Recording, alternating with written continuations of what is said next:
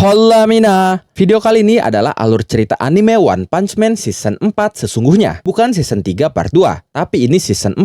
Dimana di season ini akan memulai saga baru, yaitu Neo Hero Saga, yang diawali oleh Psychic Sister Arc, tentang aksi terselubung Fubuki dan Tatsumaki, yang membebaskan Psychos demi menyelamatkannya dari Tsukuyomi, sebuah organisasi penelitian supranatural, yang dulu pernah menjadikan Tatsumaki sebagai kelinci percobaan, sebelum dia diselamatkan oleh Blast. Dan saat ini, Psychos diincar oleh organisasi itu. Oke, tanpa lama-lama lagi kita langsung masuk saja ke pembahasannya. Let's go!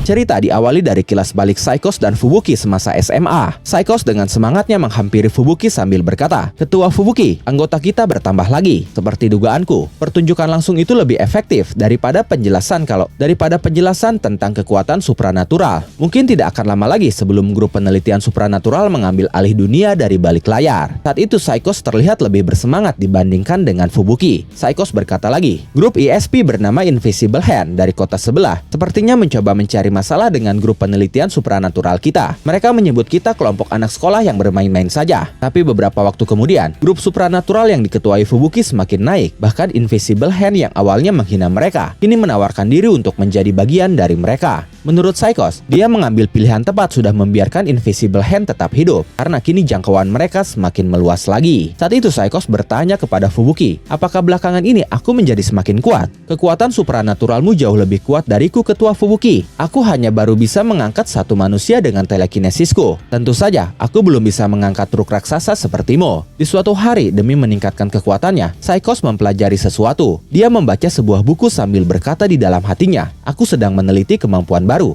mata ketiga, yang bisa melihat masa depan. Kalau aku bisa melakukannya, aku akan bisa memprediksi masa depan, sama seperti peramal besar si Babawa. Lalu kami akan berkembang cepat menjadi organisasi besar, yang bahkan bisa bertahan melawan musuh bebuyutan ketua, yaitu kakaknya sendiri." Tapi setelah mempelajari mata ketiga itu, Psychos terlihat gelisah di malam hari. Kepalanya terasa sakit seperti terbelah. Lalu dia melihat garis waktu yang sangat rumit dan banyak sekali. Dia bertanya-tanya apakah itu yang dinamakan masa depan. Psychos pun mulai berubah menjadi individu yang berbeda dengan pola pikir yang berbeda. Saat ini dia merasa bahwa menguasai dunia itu ternyata memang percuma. Homo sapiens atau manusia saat ini tidak bisa melakukan apapun kecuali makan, buang air besar, dan berkembang biak sebanyak mungkin. Mereka tidak kenal konsep keseimbangan. Mereka seperti hama serangga yang menelan semuanya, atau bahkan lebih buruk lagi. Menurutnya, tidak ada kejayaan yang bisa didapat untuk berdiri di atas umat manusia dan menyatukan mereka. Karena itu, satu-satunya cara adalah harus memulainya lagi dari nol. Dia merasa bahwa mereka harus menghancurkan Homo sapiens. Mereka tidak punya pilihan lain karena itu adalah tugas mereka. Dan saat itu, waktunya bagi mereka yang terpilih untuk menyapu bersih Homo sapiens. Sejak awal, itulah satu-satunya tujuan grup penelitian supranatural. Psychos pun menanyakan pendapat tentang hal itu kepada Fubuki, tapi Fubuki tidak sependapat. Psychos terlihat marah karena Fubuki tidak paham. Mereka pun akhirnya berpisah, dan Psychos mengancam bahwa suatu hari Fubuki akan menyesalinya karena tidak sependapat dengannya. Kembali ke pertarungan Fubuki dan Psychos di akhir peperangan di kota Z. Fubuki bertanya, "Apa yang kau lihat di masa depan itu?" Tapi tidak sempat untuk menjawabnya. Psychos berhasil ditumbangkan oleh Fubuki hingga tidak sadarkan diri. Psychos pun terjatuh dan Fubuki langsung menghampirinya. Sambil menatap Psychos yang ada di pangkuannya, Fubuki berkata, "Sejak dulu kau bukanlah gadis yang kuat. Apa yang sebenarnya sudah mengubahmu?" Setelah itu Fubuki membuka dan melihat mata Psychos sambil berkata, "Inikah sumber dari kegilaanmu? Sesuatu yang akan kita ketahui saat masa depan datang. Akar dari gambaran menakutkan itu." Setelah itu tiba-tiba ada sesuatu yang mengawasi Fubuki dari atas dan membuatnya sangat ketakutan. Sosok itu sepertinya adalah God. Kemudian anak buah Fubuki datang memanggilnya. Mereka bertanya, "Anda tidak apa-apa, Nona Fubuki?" Fubuki berkata, "Iya, Aku yakin sudah menangkap orang yang sangat penting yang berhubungan dengan kasus ini. Setelah itu kembali ke masa kini. Fubuki masih bertanya-tanya apa sebenarnya yang mengawasinya itu. Dan hal itulah yang melatar belakangi Fubuki menemui Psychos. Karena dia harus berbicara dengannya apapun yang terjadi. Tapi saat Fubuki tiba di ruangan Psychos, dia bertemu dengan organisasi Tsukuyomi yang berniat membawa Psychos. Pria dari Tsukuyomi berkata,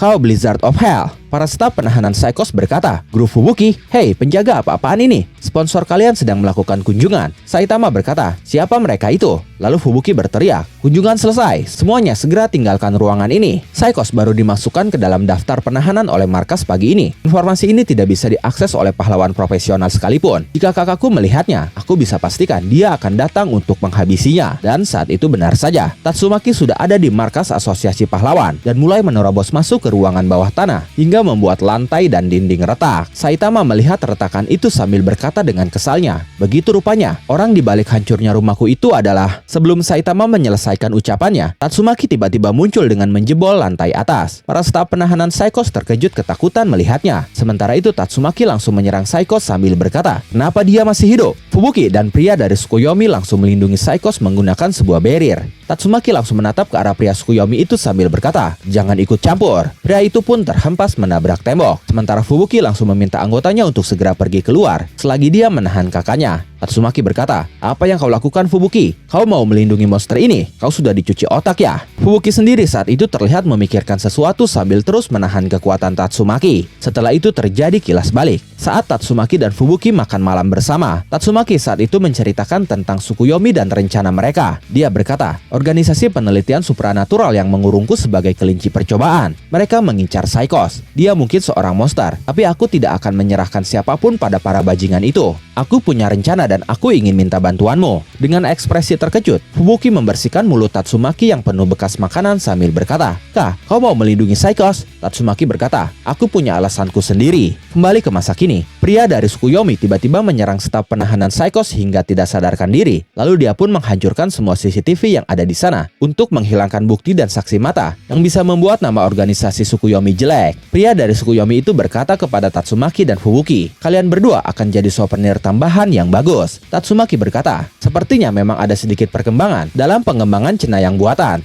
Fubuki pun menyadari pria dari Tsukuyomi itu kuat. Sementara Saitama berkata, "Oi, aku kesini untuk mengatakan sesuatu pada orang yang menghancurkan rumahku. Tapi kau sepertinya tidak punya rasa menyesal sedikit pun. Kalian para cenayang bisanya hanya menghancurkan barang-barang saja." Lalu Fubuki berkata kepada Saitama, "Aku beruntung kau ikut. Aku melihat kekuatan besar dalam dirimu. Kau selama ini pura-pura tidak menyadarinya. Tapi kurasa kaulah yang sudah mengalahkan Garo." Saitama berkata, "Tidak, aku sama sekali tidak mengingatnya." Fubuki berkata, "Aku juga bertarung dengannya, jadi aku tahu dia adalah seseorang yang mencapai puncak dan sudah melampauinya. Karena bisa mengalahkannya, kau mungkin juga seseorang yang sudah melampaui. Sebagai seseorang yang sudah melupakan hal seperti itu, aku bisa membedakannya." Kemudian tiba-tiba ada serangan yang datang yang menebas lantai dengan sangat dalam tepat di tempat Saitama berpijak. Saitama pun jatuh ke dalam celah di sana dan menuju lantai paling bawah. Fubuki panik melihatnya, tapi dia hanya bisa meneriaki Saitama saja. Setelah itu celah di lantai tadi tertutup lagi, membuat Saitama tidak bisa naik lagi. Saitama sendiri saat itu jatuh di lantai tempat pengurungan monster dengan level bencana Demon. Para monster berkata, "Pertama, listrik di kandang kami mati. Lalu sekarang tiba-tiba ada makanan yang dikirim ke sini. Pasti sudah terjadi insiden besar di atas. Kita santap saja makanan pembuka sebelum keluar dan membunuh setiap orang yang ada di sini." Saitama berkata, "Apa-apaan ini? Mereka menangkap monster untuk dipelihara di bawah markas asosiasi pahlawan ya? Jika seperti itu, tidak masalah kalau aku mau pelihara anjing atau apalah saat tinggal di sini kan?" Dan momen itu mengakhiri alur cerita One Punch Man Season 4 episode 60. Atau bisa dikatakan juga Season 3 Part 2 episode 60.